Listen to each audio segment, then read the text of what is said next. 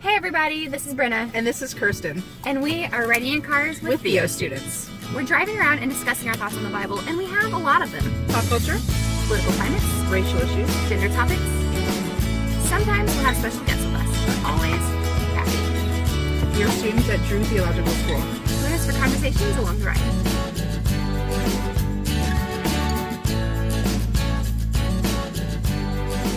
Welcome back to Writing in Cars with Theo Students. It is episode 5 of our project for Biblit 2. Today we're going to be incorporating material from a lot of different classes that we've had this semester, and we have a special today, Abby! Abby mohaupt.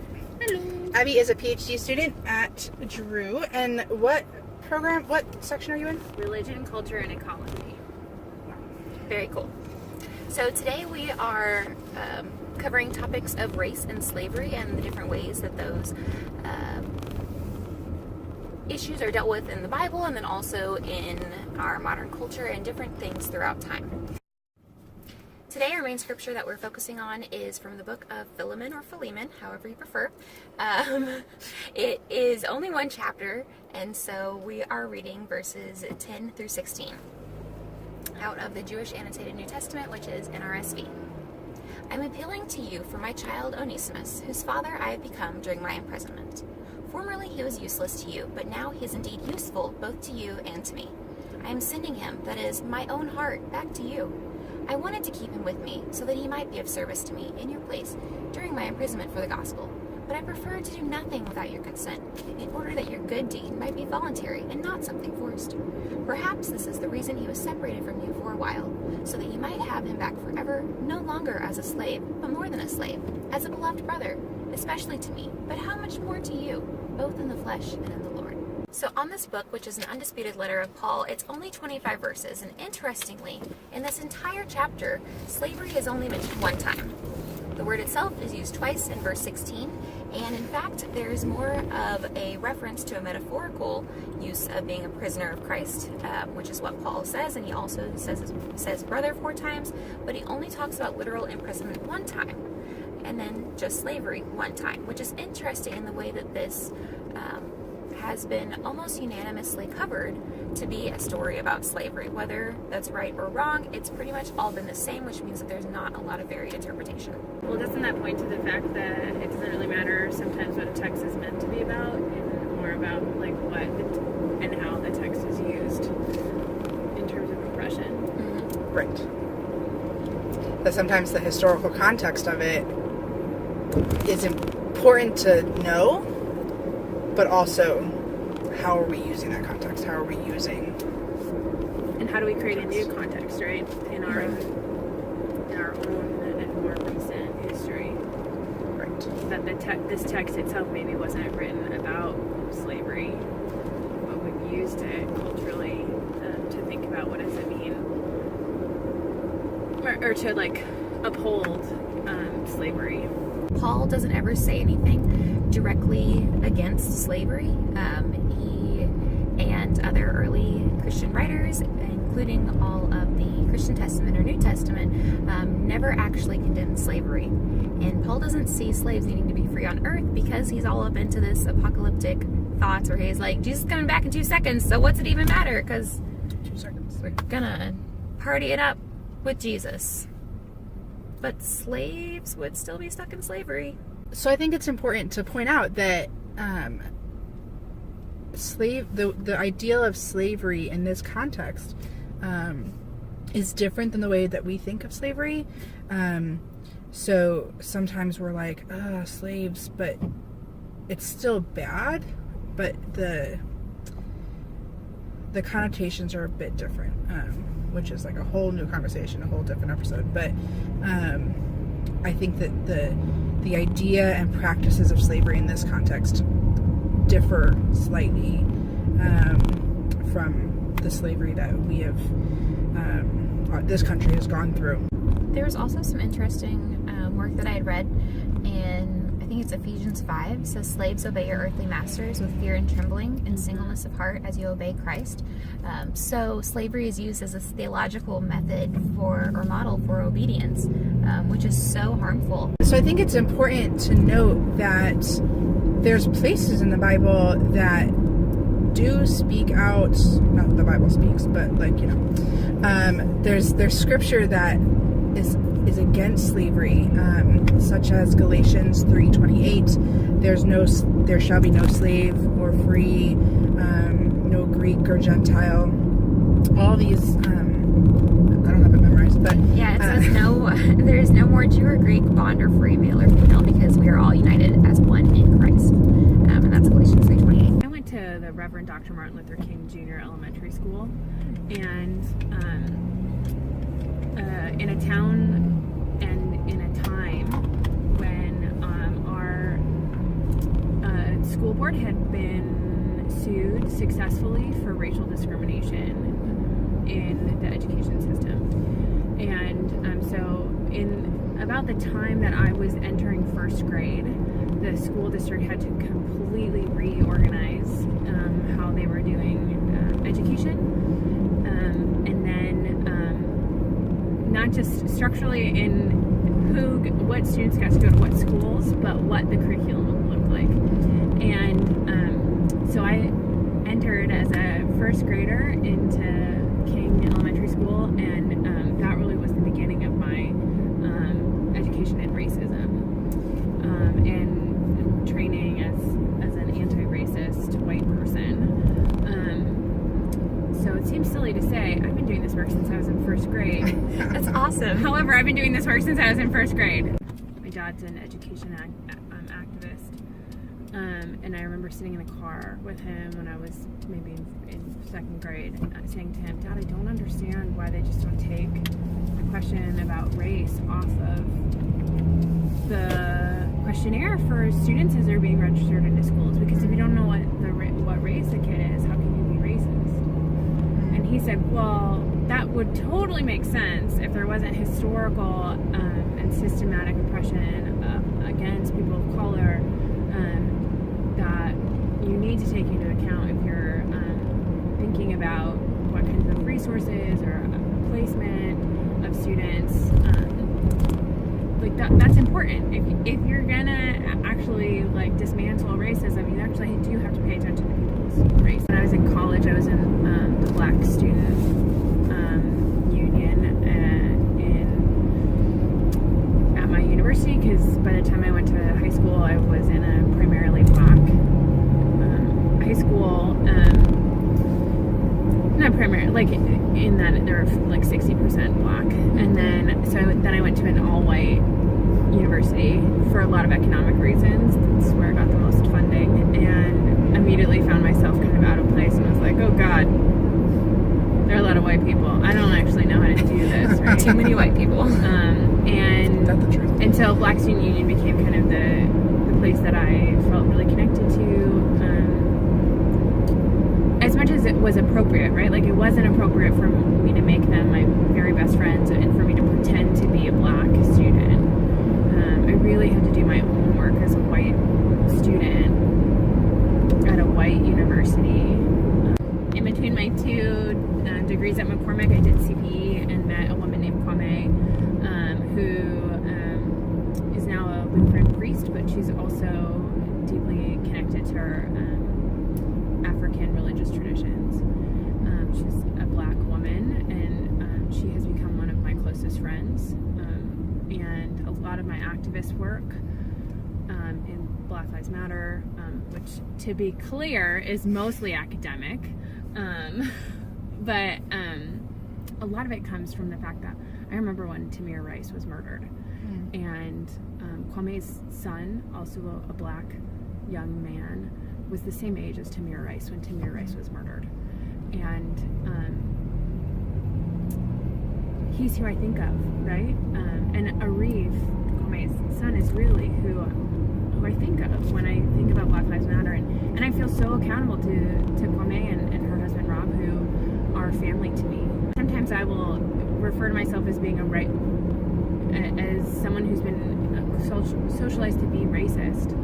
And Rob will say, Rob's also a Black man, he'll say, "You're not racist." And I'm the one who has to say to him, "Well, I'm trying to not be racist, but I am enculturated and socialized indoctrinated to believe that black people are not as good as white people.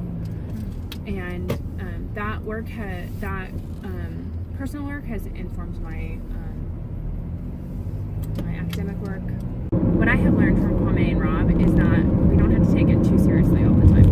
Kwame and I got to be friends for 2 reasons. One, we both had a huge crush on Alan Rickman, who's a white English actor, right? And both of us cried when he died. And we also really liked Jane Austen, which at the time I was like, Kwame, how do I have a conversation about you about how you like white things? And she was like, I'm sorry, what? I am actually allowed to like whatever I want to like. Move along. Right? And she was like, it doesn't have to be serious all the time. I can just like Jane Austen. Our relationship does not have to be just about being a black woman and a white woman. It can also be about Jane Austen and Alan Rickman.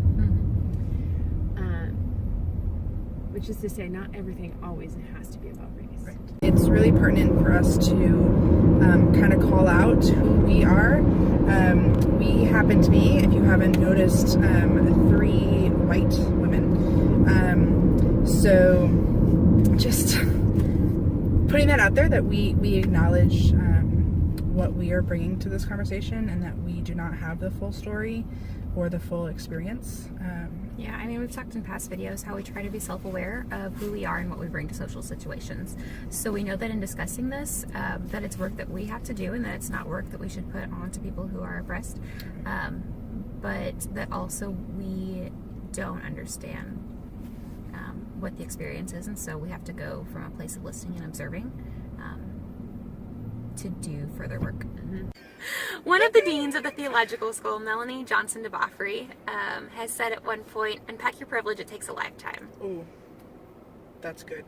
So we've been talking a lot about racism in this race episode, but it's important to point out that racism is not just about black and white. Racism can come, or does come. It's an all-encompassing equal opportunity ism, which is awful. But a couple weeks ago, we had a lecture at Drew where and Abby and I were able to go. Her name is Grace G. Sun Kim. She mentions Dr. Martin Luther King Jr. And his quote that being silent is just as oppressive as being oppressive. And Kirsten has it to read. She has it open. She says, as Martin Luther King Jr. said at the Riverside Church of New York City on April 4th, 1967, a time comes when silence is betrayal. The church needs to wake up from its slumber and prophetically confront the sins of racism and sexism in our society today. Way to go, Dr. Kim. So the work that she does looks at the intersectionality of racism in general, but racism as it pertains to the Korean context and Asian context, but also really looking at the feminist view. So kind of weaving all of those things in together, and it's really fascinating. So give me a couple more weeks and that book will be flagged up. So in systematic theology, we have been reading James Cone, God of the Oppressed, which has been very enlightening to read his work as a liberation theologist. And he also has a book, Black Theology and Black Power, which Brinna is planning to read. So we're pretty pumped about that one. Back to God of the Oppressed, he has a chapter that's titled, Who is Jesus Christ for us today? And there's a subsection that is titled, Jesus is Black. So in case you're wondering where he felt on that, he's pretty straightforward. Cone writes, Christ's blackness is both literal and symbolic. His blackness is literal in the sense that he truly becomes one with the oppressed blacks, taking their suffering as his suffering and revealing that he is found in the history of our struggle, the story of our pain, and the rhythm of our bodies. The least in America are literally and symbolically present in black people. So you mean the quintessential white Jesus that was in all most likely all churches that I've ever been to is not the actual Jesus. Yeah, no. Jesus wasn't white. So, like, hardcore no. And maybe he looked a little more like that. Yeah, like, maybe a dude who's actually from the Middle East and not this white Jesus who's shown with some blonde hair, blue eyes. Blonde hair, blue eyes, and some extra lighting on his face to wash him out even further. No! No! No! Doesn't make any sense. No! White Jesus makes 0 sense. 0. So the Black Lives Matter that Abby has spoken about a little bit, that she's been working with this movement since first grade. It's before it was a movement. Before it was a movement. She was part of the movement before it was cool. She's super awesome. Let's be clear, Black Lives Matter was started by Black women. Recently, it's become more interesting to me to think about the kind of the backlash that the movement gets and the counter arguments that are used instead of Black Lives Matter wanting to say Blue Lives Matter or All Lives Matter, which is true. Blue lives, as in law enforcement lives, do matter, and all lives do matter, but they can't be the center of the mattering until we recognize that the lives of the oppressed and marginalized matter. If there's still marginalization and oppression, all lives can't matter. Beginning of this school year, I was having a conversation with another student, Nicole Harris, who's a master's level student and a part of the Black Ministerial Caucus, about how and when we might add a more official Black Lives Matter sign to the seminary. And the deans really wanted us to take leadership in that, so that it wasn't the dean saying, we're going to do this, but that people in the community would say, we're going to do this and we're going to do it in community. And so during a prayer service, Nicole and I helped people sign a white canvas with black markers that said Black Lives Matter, and people could sign it committing